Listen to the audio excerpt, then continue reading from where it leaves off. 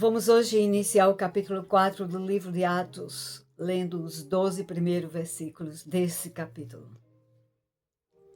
E estando eles falando ao povo, sobrevieram os sacerdotes, e o capitão do templo e os saduceus, doendo-se muito de que ensinassem o povo e anunciassem em Jesus a ressurreição dos mortos.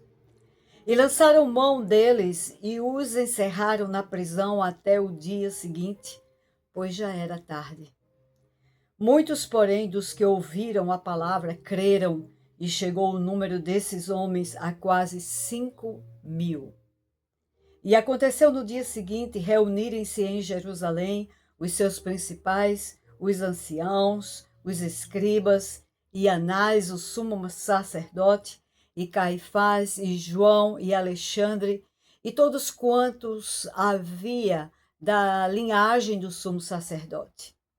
E pondo-os no meio, perguntaram: com que poder ou em nome de quem fizeste isto?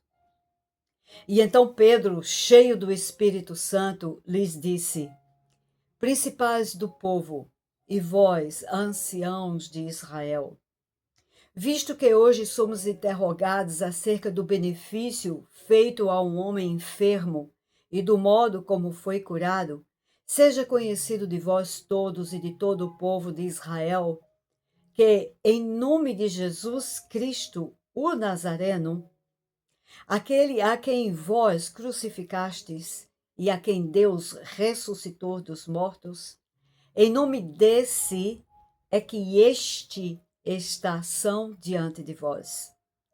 Ele é a pedra que foi rejeitada por vós, os edificadores, a qual foi posta por cabeça de esquina, e em nenhum outro há salvação, porque também debaixo do céu nenhum outro nome há dado entre os homens pelo qual devamos ser salvos.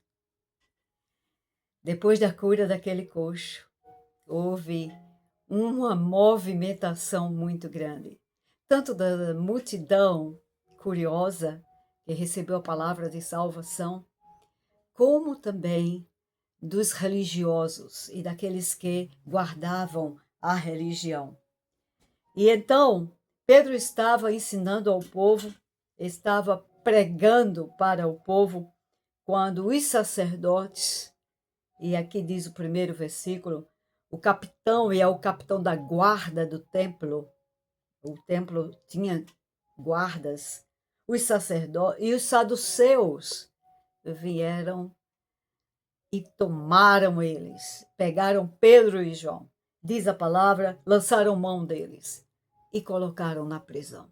E já era tarde, porque Pedro tinha subido ao templo às 3 horas da tarde, e entre as 3 e em diante, ele estava ali ensinando ao povo, e o povo se alegrando na presença de Deus, pelo milagre que estavam vendo e também pela palavra que estavam ouvindo.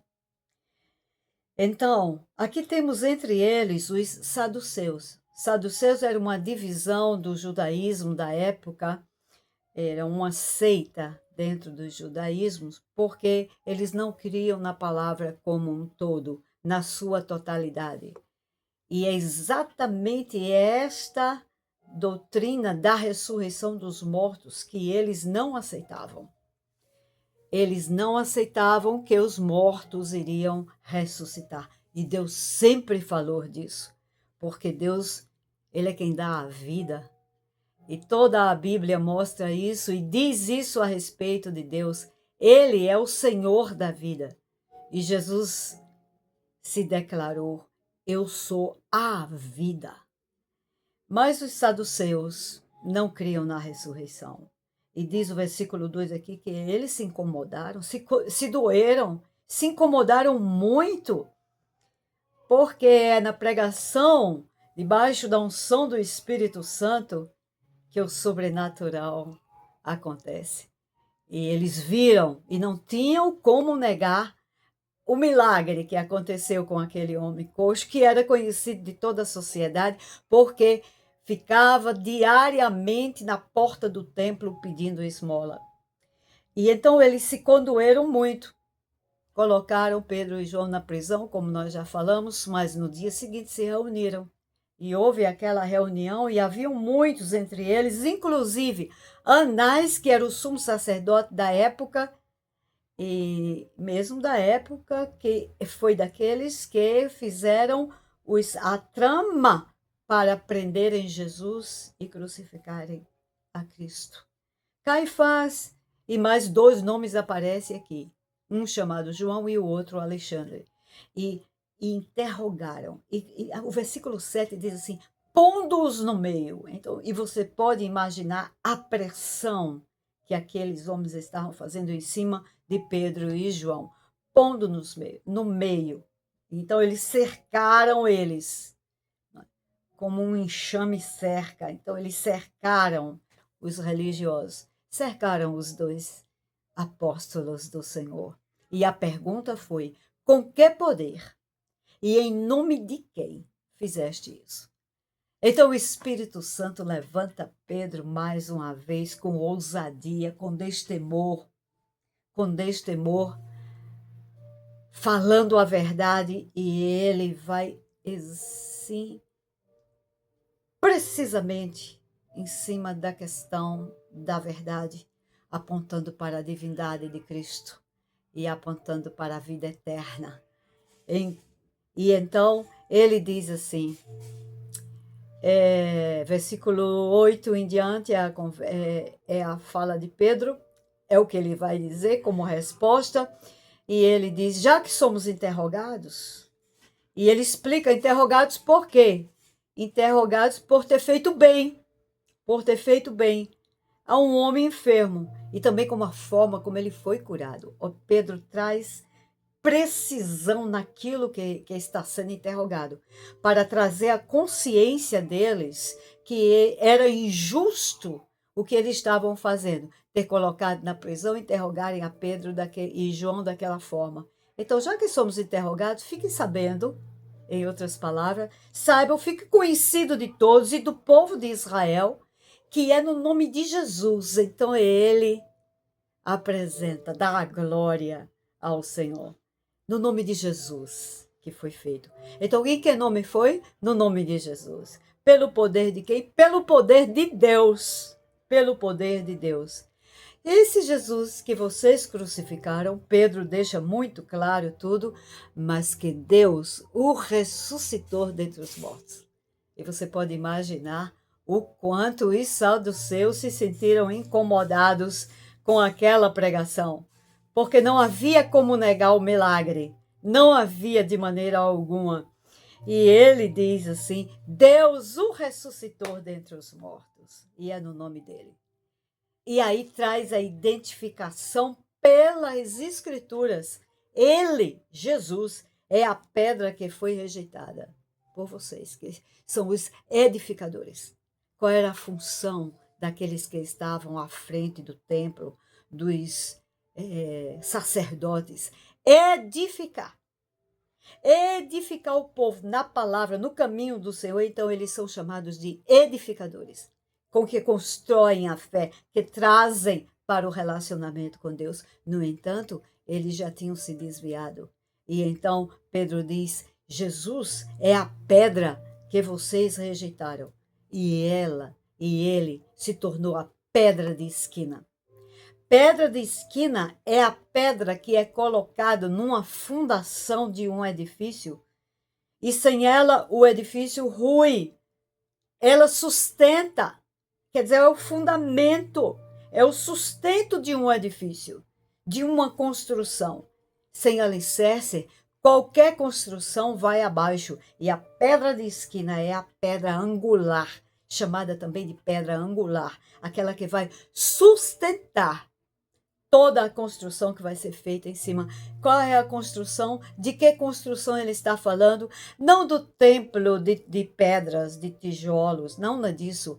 Da construção da fé, da construção do relacionamento com Deus Criador, Criador do céu e da terra. Essa é a construção, o fundamento. Há um alicerce para a fé. E esse alicerce, ele é firme, porque ele tem como alicerce a rocha que é Cristo. E Pedro está trazendo exatamente isso. Aonde está escrito isso? No Salmo 118, versículo 11, está escrito desta forma. Está escrito exatamente assim.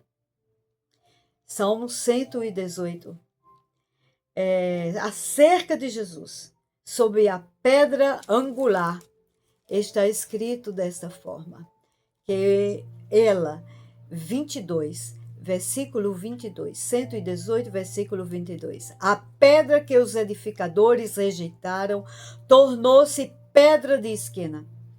Versículo 23, foi o Senhor que fez isso e é coisa maravilhosa aos nossos olhos. Então, ele estava trazendo as escrituras que eles conheciam muito bem, os religiosos conheciam muito bem, porque Deus tinha falado pelo profeta. Esta mesma palavra, ela é repetida na carta que Pedro vai escrever anos depois, quando ele se dirige para a igreja. E ele fala assim, primeira carta de Pedro, capítulo 2, nós vamos ler alguns versículos aqui para situar o que ele está falando. E diz assim, chegando-se para ele, versículo 4, a pedra viva, reprovada na verdade pelos homens, mas para com Deus eleita e preciosa.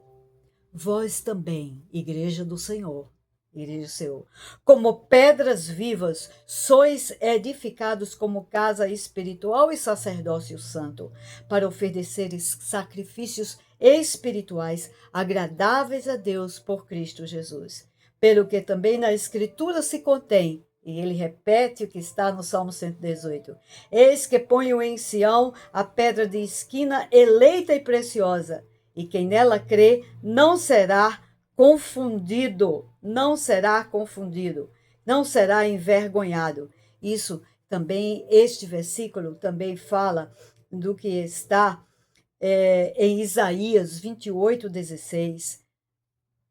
Quem crer no Senhor não fica envergonhado, não fica confundido, não fica embaraçado, porque ele é a verdade, e a verdade é contrária ao engano, à mentira. Pedro continua no versículo 7, e assim para vós, os que credes, é preciosa essa pedra, mas para os rebeldes é pedra, a pedra que os edificadores reprovaram, esta é a pedra principal de esquina. Passa a ser a pedra de tropeço e rocha de escândalo para aqueles que tropeçam na palavra de Deus, sendo desobedientes, para que também foram destinados. São desobedientes, são rebeldes. Então, não veem a Cristo como a pedra principal de esquina. Não está fundamentado na palavra, não tem a base, não tem o alicerce da fé. E como Cristo é a verdade, aqueles que não creem se opõem a ele, portanto, está dentro da mentira e do engano.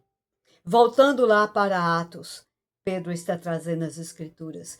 Observe que toda pregação de Pedro ela é respaldada, baseada nas escrituras e no cumprimento das escrituras. E ele finaliza com o versículo 12 aqui da nossa leitura de hoje, dizendo: não há um outro nome.